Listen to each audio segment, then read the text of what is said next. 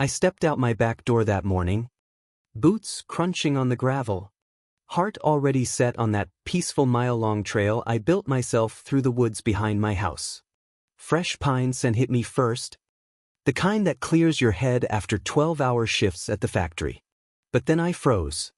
A 6-foot chain-link fence with razor wire on top sliced right across my own property line, blocking everything. No warning. No note. Just cold metal and bright red "No trespassing" signs staring back at me. My blood turned to fire in a second. What the hell? I muttered, breath coming short and sharp. I could hear my own pulse hammering in my ears. Who does this?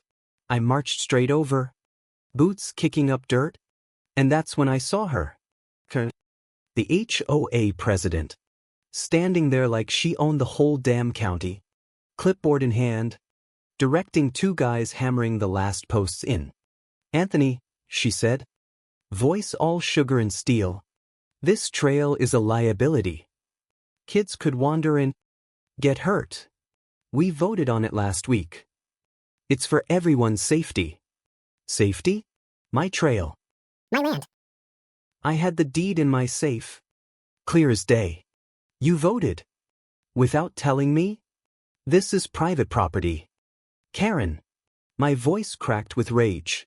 I could smell the fresh-cut wood from the posts, mixed with her cheap perfume that always turned my stomach. She just smirked, arms folded, like she'd already won. That smirk. It lit a fuse in me I didn't know I had. I called an emergency HOA meeting that same night. The room smelled like burnt coffee and old carpet. Neighbors shifted in their chairs. I laid out the maps. The proof it was mine. Karen stood up, voice smooth as glass. "The covenants say common areas can be regulated for safety. We're protecting the community." "Anthony, you're being selfish." "Selfish? The guy who let kids ride bikes on it every weekend?" I slammed my hand on the table. "This isn't regulation. This is theft." A few people nodded, but most stayed quiet. Fear of Karen's fines kept them silent. I drove home that night, windows down, cool night air slapping my face, wondering how far she'd go. Days turned into a blur of phone calls and paperwork. I barely slept. Every morning I'd walk to the fence, stare at it, and feel that same hot anger rise in my chest. The birds that used to sing along the trail went quiet, like even they knew something was wrong. I sighed heavy one afternoon, rubbing my temples. How do these people sleep at night? I asked the empty woods. Then I made the call that changed everything. County zoning office. Then the sheriff's department. Turns out Karen didn't just block my trail. She forged a minor amendment to the HOA docs and backdated it.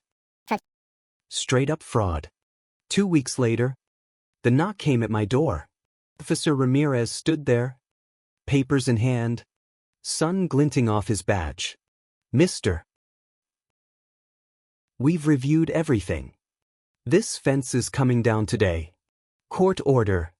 I almost laughed from pure relief. But the anger was still there, simmering. We walked to the trail together. Karen was already there, face redder than a stop sign, yelling at 2 county workers with bolt cutters. "You can't do this. I'm calling my lawyer." Ramirez didn't flinch.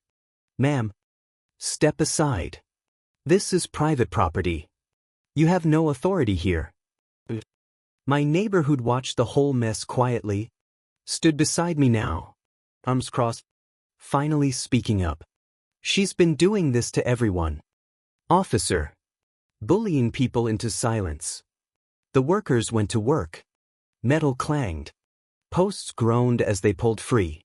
Each section that hit the ground felt like justice dropping. Karen's voice got higher, shriller. "This is harassment.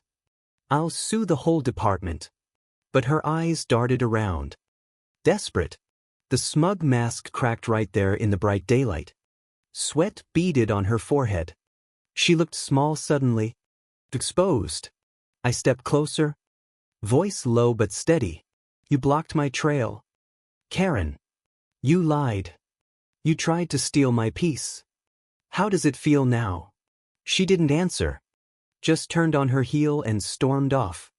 Heels sinking in the mud, muttering curses under her breath. By sunset the fence was gone. The trail stretched open again. Sunbeams cutting through the trees like nothing ever happened. I walked it slow. Boots crunching leaves. Breathing in that pine air deep. My shoulders finally dropped. The knot in my chest unwound. I even laughed once. Aloud. The sound echoing off the trees. Can you believe that? I said to no one. She thought she could just take it. Word spread fast. Next HOA meeting. Karen wasn't president anymore. Neighbors who'd been scared started talking. Turns out she'd pulled similar stunts on 3 other families. Fining them over tiny things until they gave up. The county slapped her with a hefty fine and a warning. Her reputation? Toast. Last I heard she was selling her house and moving out of state. Tail between her legs. I stood at the trailhead that evening, watching the sunset paint the woods gold. The air felt lighter, sweeter. And here's the truth I want you to hear. Never let a bully like Karen win. They count on you staying quiet, staying scared. But when you stand up, when you bring the proof and call the right people, the system works. Justice isn't loud. It's steady. It shows up with papers and bolt cutters and takes back what's yours. My trail is open again. Kids are riding bikes. Neighbors wave when they pass. And every morning I walk it, I remember, one man with the truth can tear down a whole fence of lies. Don't wait for someone else to fight your battle. Get loud. Get evidence. And watch the Karens of the world finally get exactly what they deserve.